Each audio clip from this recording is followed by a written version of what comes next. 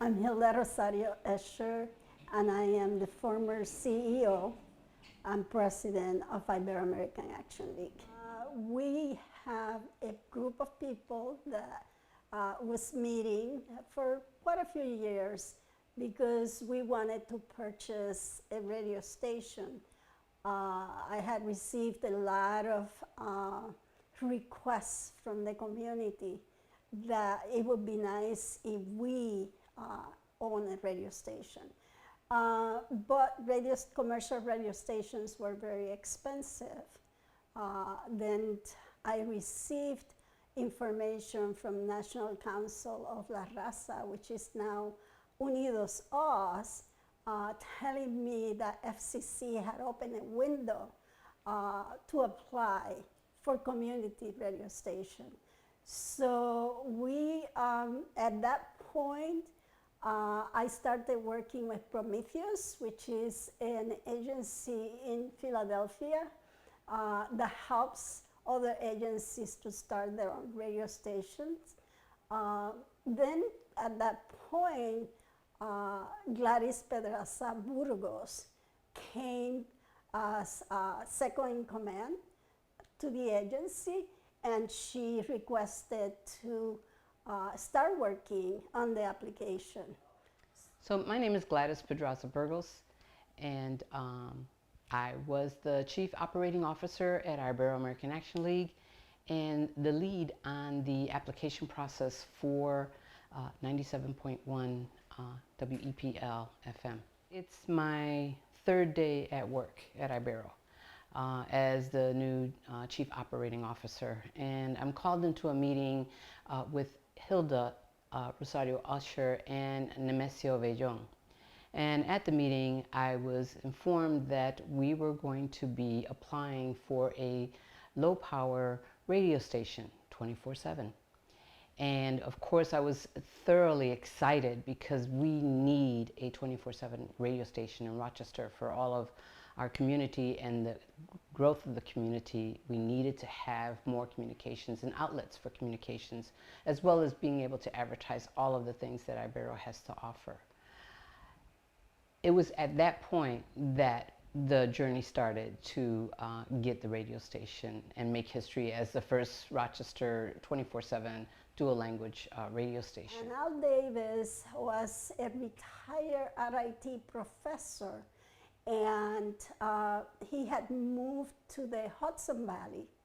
So Gladys, Vellon, and I took a trip to the Hudson Valley. We got lost in the process, and we spent a day with Al Davis filling out the application. Then, you know, after all of that was done, we received news from FCC that we were one of the agencies that was approved. At that point, Gladys and I said, well, what are we going to do? You know, we don't know much about radio stations. So we found a training, a conference on radio stations out in Iowa. So Gladys and I went and spent a weekend in Iowa learning all about the regulations, the policies and procedures to start a radio station. Yo soy Nemesio Martinez Vellon. Vine aquí a Rochester en el año 74. Soy diácono permanente de la diócesis de Rochester. Trabajé como capellán en una cárcel por 28 años.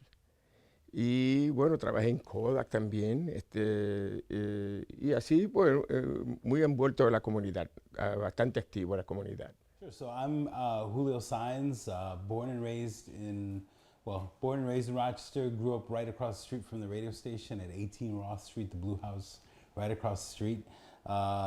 Worked in media a lot over the years in television and newspapers and magazines and Miami, Atlanta, Los Angeles, but came back to Rochester and was able to put that to use in the community to help start the radio station. I always have been very involved in the community, always, always, always. I just feel like it's my obligation to give back to the community, so I've always volunteered for everything. Is probably not a Latino thing you can't ask me for that I'll say no to, that I'll... After that, I was soon introduced to Al Davis. Al Davis is a former RIT engineer, teacher who is helping grassroots organizations like Ibero-American Action League apply for a radio station. I spent countless hours with Al Davis talking about all the specifics and really learning a lot about the FCC, which is the Federal Communications Commission's, and also the FAA, which is the Federal Aviation Association as well. And it's those two parties that you have to be familiar with the regulations that they have in order to be able to apply and complete the application. It took us probably about 2 years to finish the entire applications. So, and then we had Vellon, who is also a DJ, continued to be a DJ, that he was also involved. And he found the engineer, Al Davis. Bueno, poder ser un gran historial. Un comité tenía a Hilda, Rosario, Escher, tenía Julio también, Julio Saenz, y habían otras personas más que eran parte del comité, pero como no se dio la estación comercial, Hilda le habían enviado a ella una información sobre unas ventanas, sobre unas emisoras que estaban por abrirse en esta área. Y entonces, como yo tenía esta información, volví y me reuní con Hilda. Y Hilda, Gladys y yo pusimos un comité juntos. Y entonces, desde ahí comenzó toda esta mecánica de poder 97.1 FM. But then when we came back, I said, okay, we don't have 1 cent to buy the equipment to really designate a room. So I started, you know, throughout the years, I developed a lot of relationships in the community,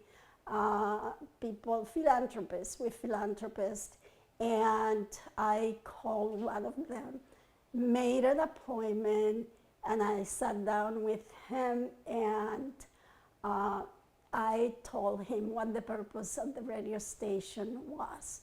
And basically, you know, was to bring unrestricted funding to the organization. In addition to that, to provide education to the community in many different subjects. So he did. He said, okay, I will be the person that will give you the money to start that radio station. And you have to promise me that it will work and that it will not stay in the community for a few weeks and then go belly up. So he wrote me a check, and at that point, Julio Saenz had moved to Rochester from Atlanta, and Julio has a lot of experience, you know, in radio station equipment and all of that. So I hired Julio. Julio developed the logo, and he started working on the programming and, you know, implementing the policies and procedures. So, and I have to say that, you know, we all have to be very proud of this station because we were the first Latino radio station in upstate New York. And we continue to be owned and operated by a Latino organization.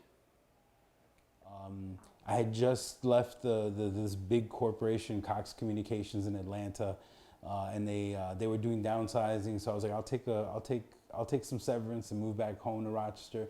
And so Hilda and Gladys approached me knowing I had just moved back and asked me to lead the starting of the station. They had gotten the license from the FCC, and that was it. And so, like, having done this kind of thing before and having started businesses, I was all about it. And so, and luckily, I still had like a bunch of severance. Like, I got in a bunch of, so I had somebody else paying my salary because I had severance, and I was able to do this as a volunteer for a while to get it going.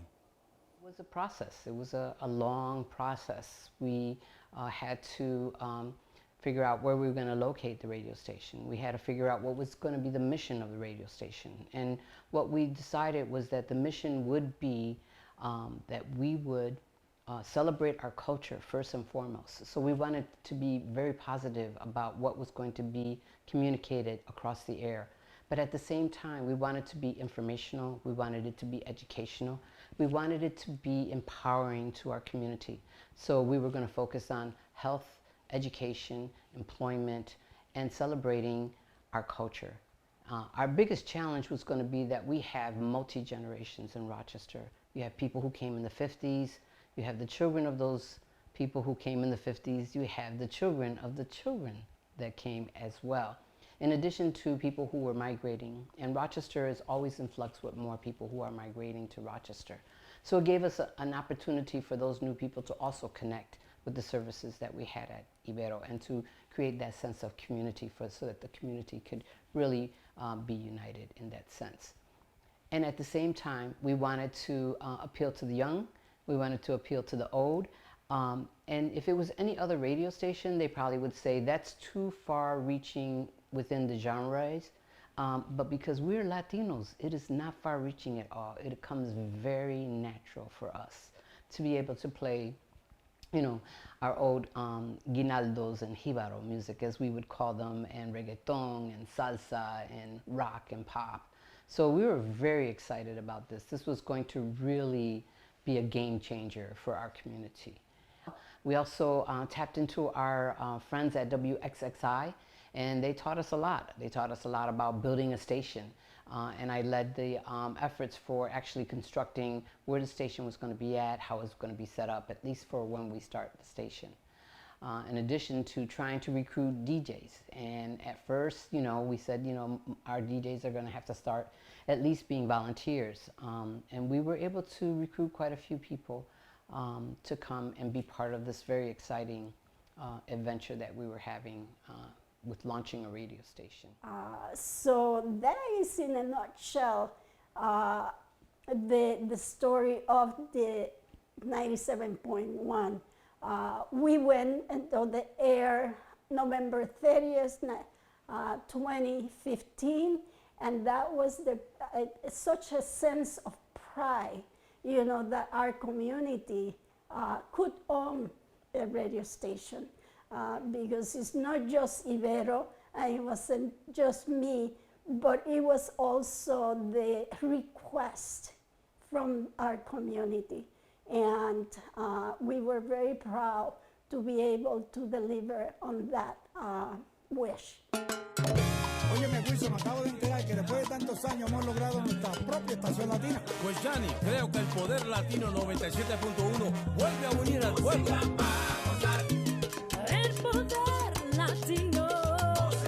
Oye, este es el Conejo Malo Bad Bunny, estamos aquí con la gente de Poder 87.1, DJ J-Style y Anabel.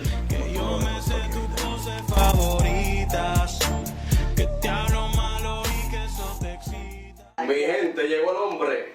Acaba de llegar a los estudios de Poder 97.1, Bad Bunny.